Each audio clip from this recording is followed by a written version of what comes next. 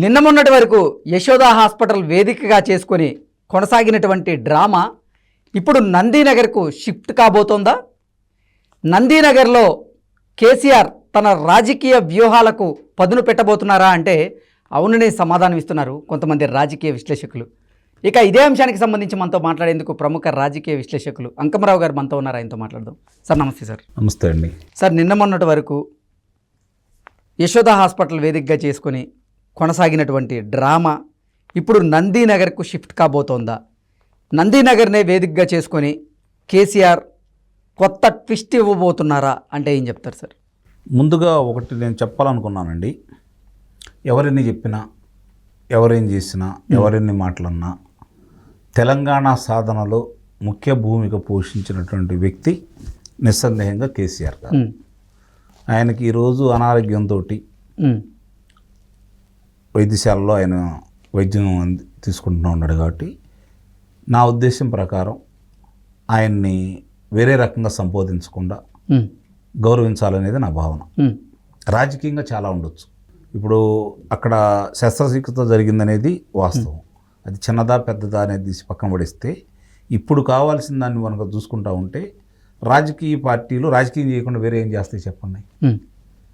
ఇప్పుడు నిన్నటిదాకా తిట్టుకున్నారు రేవంత్ రెడ్డి గారు, కేసీఆర్ గారు కూడా ఒకళ్ళనొకళ్ళు దుర్భాషలు ఆడుకున్నారు. అవును, కేటీఆర్ గారు, రేవంత్ రెడ్డి గారు.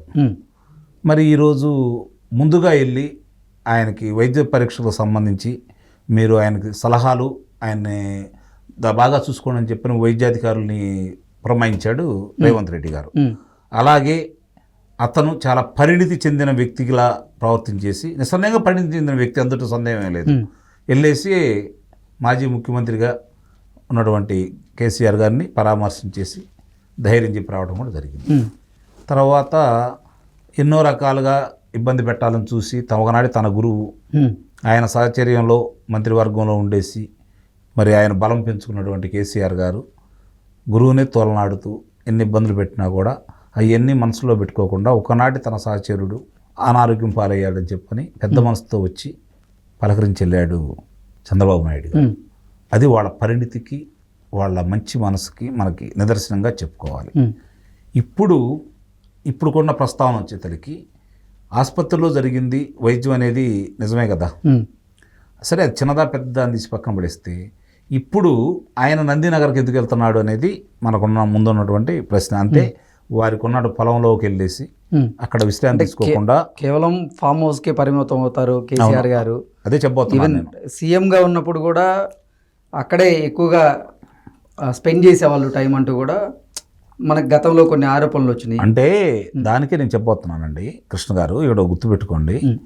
ఉద్యమం బాట పట్టినంత వరకు ప్రజలు అవసరం ఆయనకి. ఉద్యమం బాట నుంచి రాష్ట్రం వచ్చిన తర్వాత, గెలిపించిన తర్వాత ఒక రకమైన అహంకారం అనేది ఆయనలో బయటకు వచ్చింది.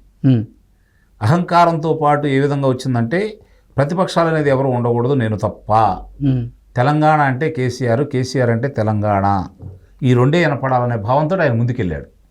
ముందుగా ప్రతిపక్షాలను నిర్వీర్యం చేయాలి. ప్రతిపక్షం బలంగా కనపడుతుంది అంటే వాళ్ళకి తెలుగుదేశం పార్టీ ముందుగా దాని మీద దృష్టి పెట్టేశారు. అట్లానే తెలుగుదేశం పార్టీని ఒక రకంగా ఖాళీ చేసినంత పని చేయించారు.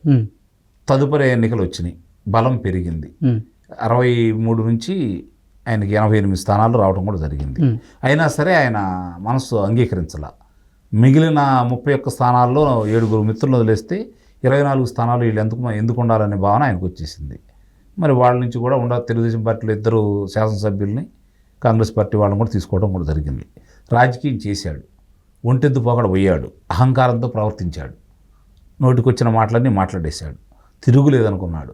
నేను బ్రతికున్నంత వరకు పశ్చిమ బంగాల్లో జ్యోతి బస్ గారు అయితే ఎట్లా పరిపాలన చేశారో అట్లానే నేను వద్దు అనుకునేంత వరకు ఈ తెలంగాణ ప్రజలు నా మాట వింటారని భావించాడు ఆయన. కానీ ఇలాంటి ఎదురు దెబ్బలు తగ్గుతాయని అతను ఊహించాల.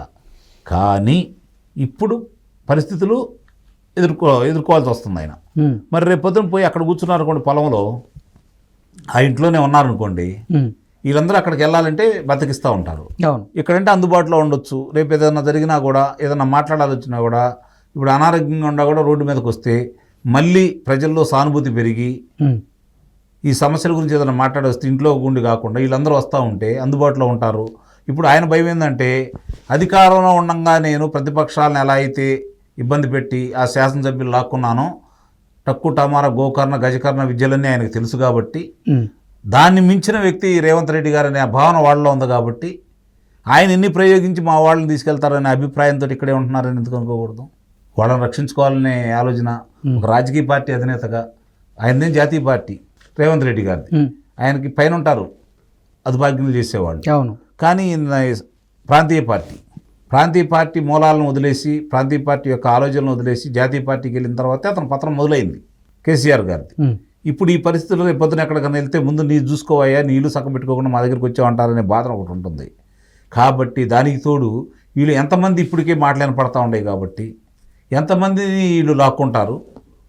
కనీసం నన్ను రేపు పొద్దున వీళ్ళు కనుక నిజంగానే ఈ రేపు రాబోయే సార్వత్రిక ఎన్నికల లోపు, లోక్సభ జరిగే ఎన్నికల లోపు కనుక ఇందుట్లో కనుక ఓ 9-10 మంది కనుక ఏదైనా జారుకుని ఉంటే, బలహీన పడితే, అటేపు నుంచి కబళించడానికి భారతీయ జనతా పార్టీ ఉంది, ఇటేపు నుంచి కబళించడానికి కాంగ్రెస్ పార్టీ ఉంది. ఇద్దరు జాతీయ పార్టీల మధ్య తన భవిష్యత్తు ఏంటి అగమయ గోచరం అయిపోయింది అనే భావంతో ఇక్కడే ఉండి మంత్రాంగం నడుపుకోవడం కోసం ఆయన ఇక్కడే ఉంటున్నాడని అయితే నేను భావిస్తాను. నిజంగా విశ్రాంతి కోసమే కనుక అయితే ఆయన అక్కడికే వెళ్ళి ఉండేవాళ్ళు. ఓకే. ఎందుకంటే చాలా ప్రశాంతంగా ఉంటుంది. ఇప్పుడు మీరు హైదరాబాదులో మీరు 60 సంవత్సరాలు కనుక జీవిస్తే, అదే మీరు వెళ్ళి మీ స్వగ్రామంలో కనుక ఉంటే 70 సంవత్సరాలు జీవిస్తారు. అవును. ప్రశాంతమైన వాతావరణం. పట్టణానికి గ్రామాలకి ఉన్నటువంటి వ్యత్యాసం కూడా అది. కాబట్టి ఆయన విశ్రాంతి నిజంగా కోరుకునే వాళ్ళైతే అక్కడికే వెళ్ళి ఉండేవాళ్ళు. ఈ ఇంటికి వస్తున్నారు అంటే ఇక్కడుండే మంత్రాంగం చేయాలనే కోరికతో వస్తున్నారు. ఓకే.